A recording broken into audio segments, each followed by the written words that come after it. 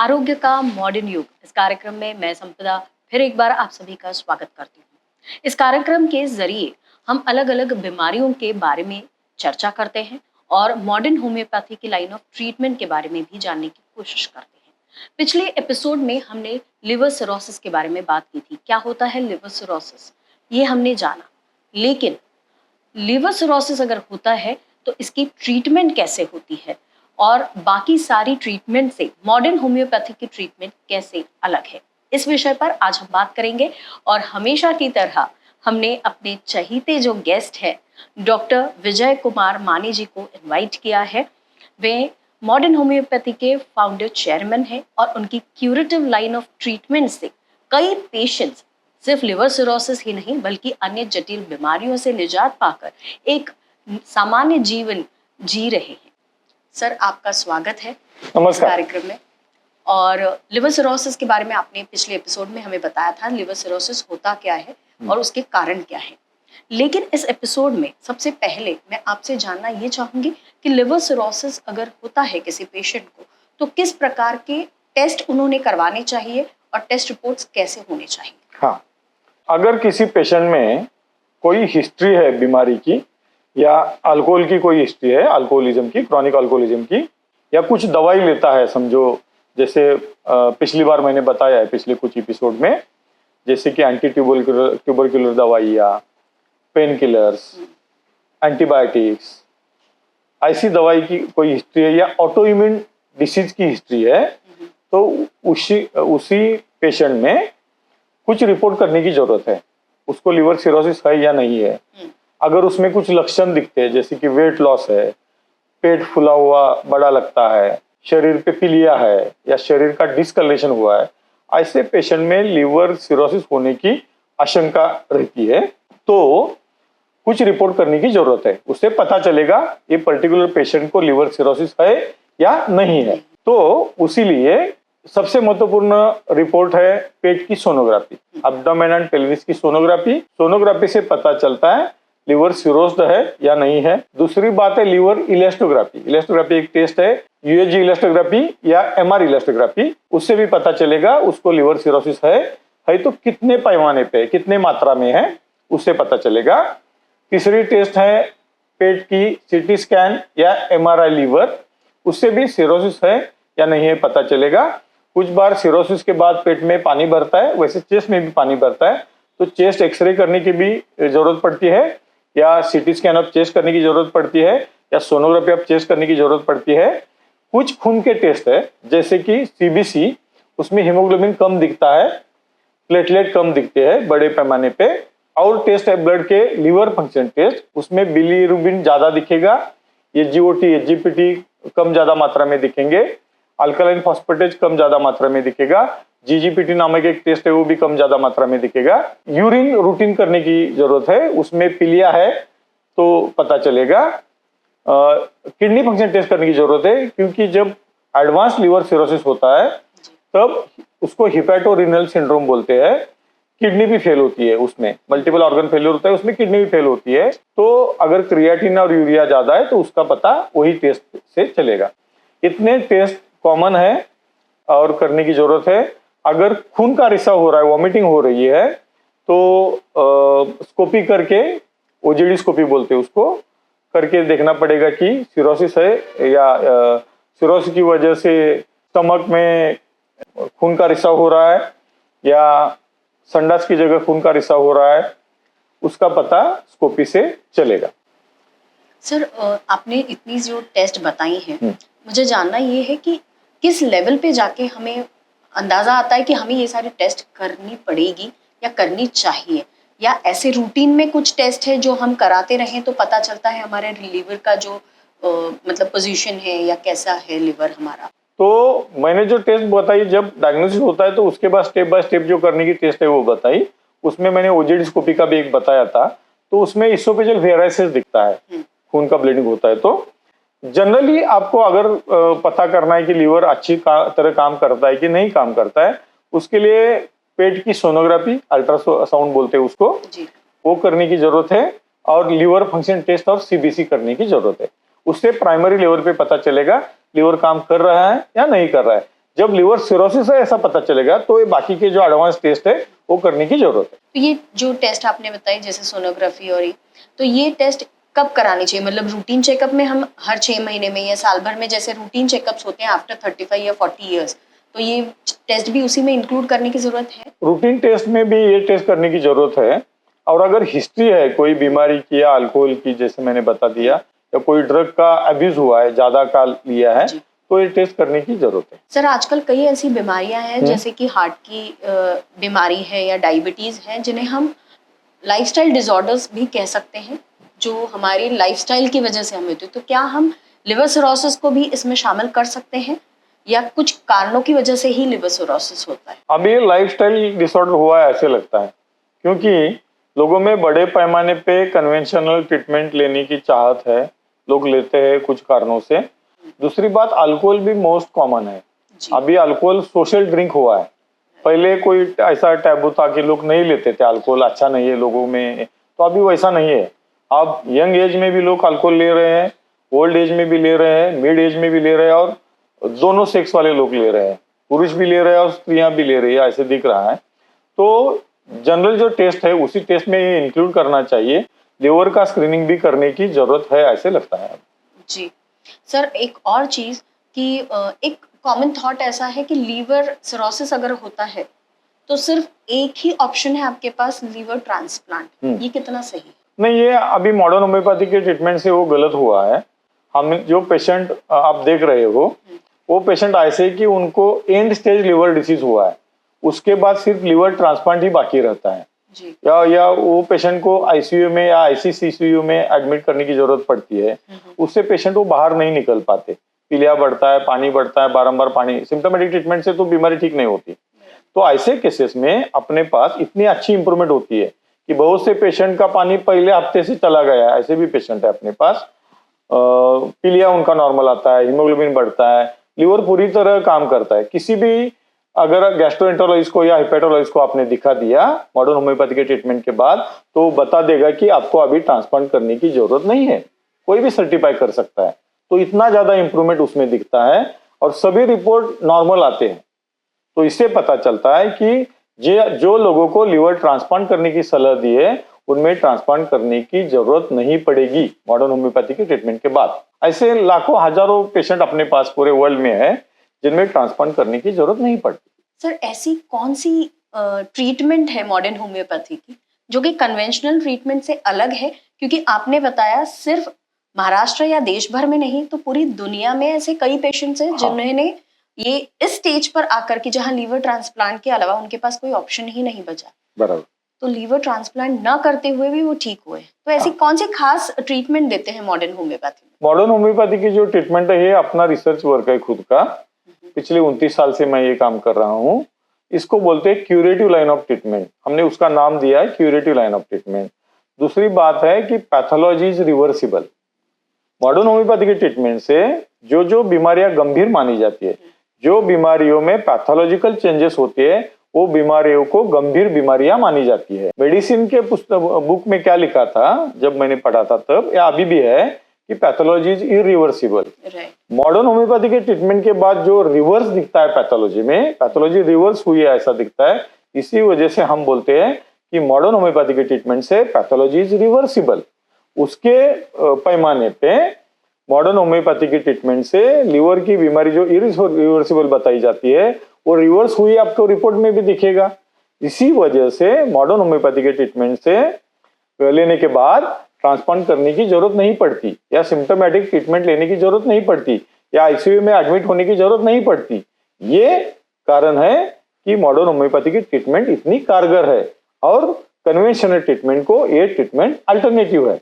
Sir एक liver transplant करने की अगर हमने बात की है, तो ट्रांसप्लांट करना कोई बहुत आसान बात नहीं है, क्योंकि आपकी सारे रिपोर्ट्स मैच करने चाहिए, लीवर भी आपको वैसा अवेलेबल होना चाहिए। ये सारी चीजें हैं जिसमें टाइम लग जाता है, और उसके बाद फिर कुछ महीनों सालों बाद आप एक नॉर्मल जीवन जी सकते हैं। आपने जो बताया मॉडर्न होम्योपैथी की जो ट्रीटमेंट में, इसमें लगभग एक टेंटेटिव कितना टाइम पीरियड लगता है पेशेंट को नॉर्मल लाइफ स्टाइल में आने के लिए? उसके पहले मैं ट्रांसप्लांट क्या करता है ये मैं आपको बताता हूँ। जैसे मैंने बता दिया कि सिम्टोमेटिक ट्रीटमेंट से बीमारी ठीक नहीं होती, पेट का पानी निकल दिया, कुछ होने वाला नहीं है। पीलिया कम हो गया, कुछ होने वाला नहीं, क्योंकि जो पैथोलॉजिकल चेंजेस है वो वैसे चलती ही रहती है और पेशेंट एक बार मृत्यु के मुख में जाता है।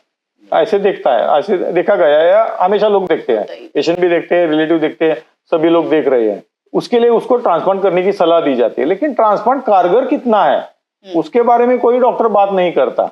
लोग इसका बात करते हैं कि हमने सेफ पैसेज कर दिया और वो एम्बुलेंस वहां से यहाँ 500 किलोमीटर आ गई, फिर पेशेंट में ट्रांसप्लांट कर दिया, लेकिन वो कारगर है क्या? ट्रांसप्लांट करने के बाद कितने लोगों को लाइफ मिला है उसके बारे में कोई डॉक्टर नहीं बात करता। तो जो मेरा तजुर्बा ये बताता है, मेरे को एक नाम नहीं ले सकता मैं, एक डॉक्टर जी मुंबई के थे, है मेरे फ्रेंड, उन्होंने बता दिया कि डॉक्टर आउट ऑफ 10 पेशेंट, जो 10 पेशेंट टेबल पे आते हैं ट्रांसप्लांट के लिए, उसमें 9 लोगों की मृत्यु टेबल के ऊपर ही होती है। एक पेशेंट का ट्रांसप्लांट सक्सेसफुल हो सकता है ऑपरेशन के बाद, लेकिन वो कितने साल जिएगा कोई नहीं बताता। मैंने पूरे लाइफ में 29 साल के मेरे प्रैक्टिस में मैंने एक ही पेशेंट देखा है कि जो 5-6 साल उसका ट्रांसप्लांट टिक गया, मतलब वो जीवित रह गया। दूसरी बात, वो खर्चा भी बहुत ज्यादा है ट्रांसप्लांट का, करीबन 25 to 45 लाख तक उसको खर्चा आता है। ट्रांसप्लांट होने के बाद जो इम्यूनोसप्रेसिव ड्रग दिए जाते हैं उसका भी खर्चा करीबन ₹1,00,000 से 3-4 लाख रुपए तक महीने में आता है। और ये जो कचकड़ी की बाउली बोलती है, डॉल, वैसे पेशेंट दिखता है, क्योंकि वो काम नहीं कर पाएगा, नॉर्मल लाइफ नहीं जी पाएगा, उसको कांच के महल के अंदर ही रहना पड़ेगा। मतलब इतना खर्चा करने के बाद भी वो नॉर्मल लाइफ नहीं जी पाता। तो ये कन्वेंशनल लाइन ऑफ ट्रीटमेंट है।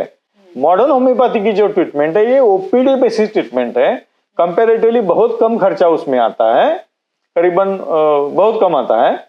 दूसरी बात, ये ओपीडी बेसिस ट्रीटमेंट की वजह से बारंबार हॉस्पिटलाइजेशन करने की जरूरत नहीं पड़ती, नौबत नहीं आती, पानी निकलने की जरूरत नहीं पड़ेगी, प्लेटलेट चढ़ाने की जरूरत नहीं पड़ेगी, सिम्टोमेटिक ट्रीटमेंट लेने की जरूरत नहीं पड़ेगी, और बार बार ऑक्सीजन नहीं लगाना पड़ेगा, अल्बुमिन नहीं बार बार लगाना पड़ेगा, क्योंकि लीवर पूरी तरह काम करना शुरू करता है। वो रिपोर्ट में भी दिखता है जी। मैं बताता हूँ इसलिए नहीं है, वो रिपोर्ट में आपको चेंजेस दिखेंगे कि कैसे लीवर उसका काम कर रहा है पेशेंट का। तो अल्बुमिन चढ़ाने की जरूरत नहीं पड़ेगी, पानी चढ़ाने की जरूरत नहीं, पानी निकालने की जरूरत नहीं पड़ेगी, आईसीयू में एडमिट करने की जरूरत नहीं पड़ेगी, सिम्टोमेटिक ट्रीटमेंट लेने की जरूरत नहीं पड़ेगी।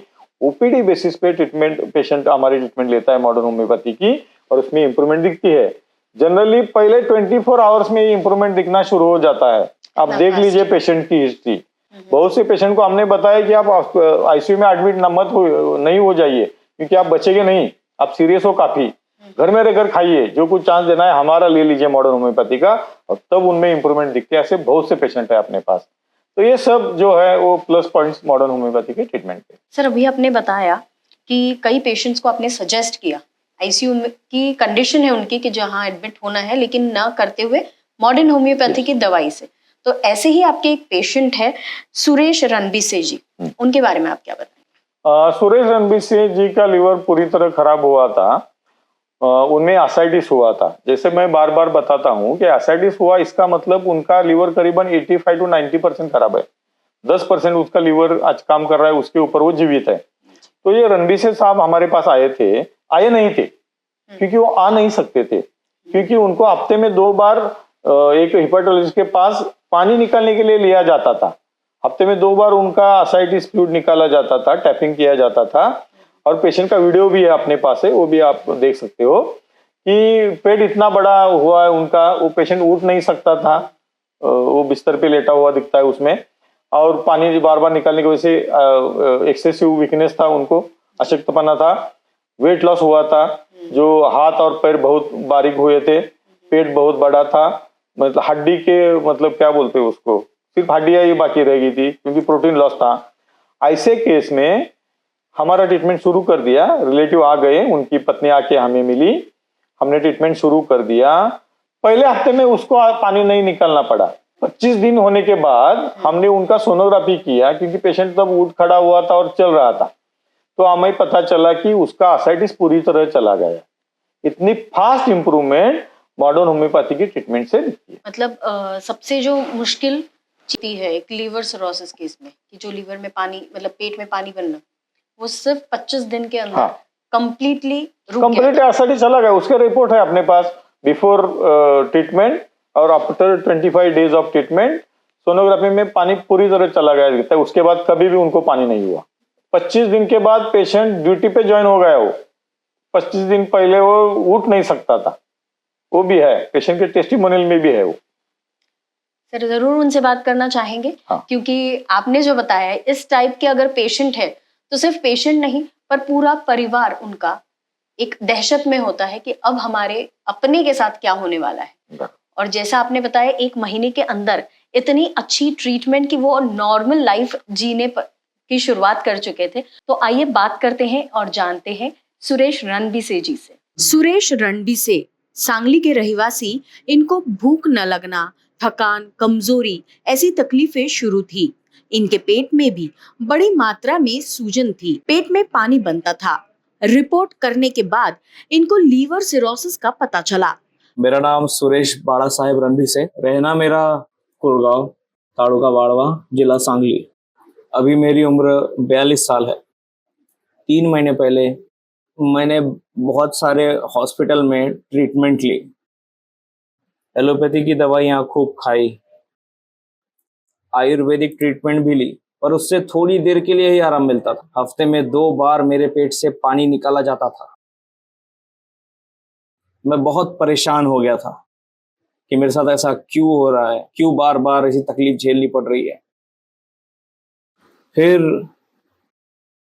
मेरे दोस्त का फोन आया मेरे को, उसने बताया कि मॉडर्न होम्योपैथी है कोल्हापुर में, वहां इलाज करवाओ। हफ्ते में से 2 बार इनके पेट से पानी निकाला जाता था। इनको बार बार बुखार आना, भूख न लगना, उल्टी होना, ऐसी बार बार परेशानी थी। पेट में पानी भर रहा था। इनका total bilirubin 2.6, direct bilirubin 2.1, indirect bilirubin 1.01 इतना था। डॉक्टर्स ने इन्हें लीवर ट्रांसप्लांट की सलाह दी थी। ये पहले खुद से चल नहीं सकते थे। इन्होंने मॉडर्न होम्योपैथी ट्रीटमेंट शुरू की। इनको पहले हफ्ते में पेट का पानी और छाती में जमा हुए पानी पूरी तरह चला गया। सिर्फ 20 से 22 दिन में इनकी तबीयत पहले जैसी हो गई। उधर जाने के बाद मुझे पहली किट मिली और 10 दिन की थी वो। 10 दिन के किट के इस्तेमाल से मुझे 50% आराम मिला।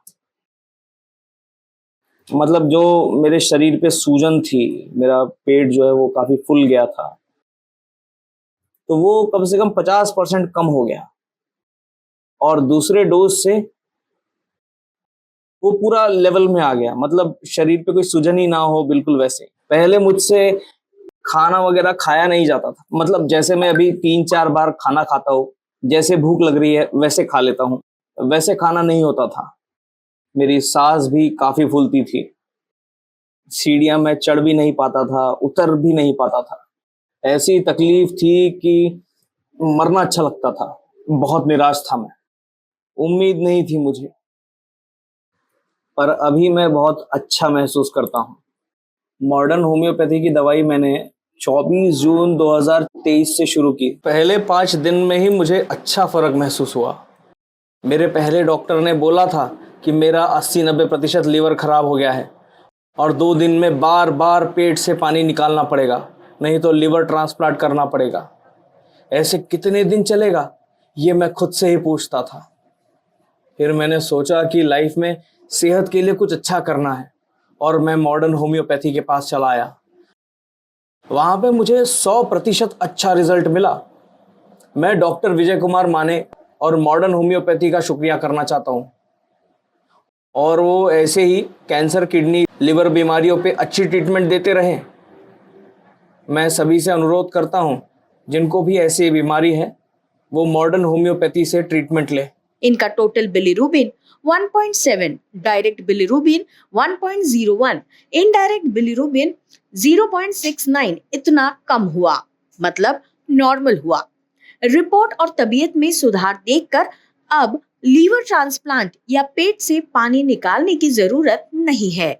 अभी हमने सिर्फ सर से नहीं जाना लिवर सिरोसिस की ट्रीटमेंट के बारे में, बल्कि एक पेशेंट से हमने उनका अनुभव भी जाना और देखा कि वो फिर से एक नॉर्मल लाइफ जीते हुए कितने खुश थे।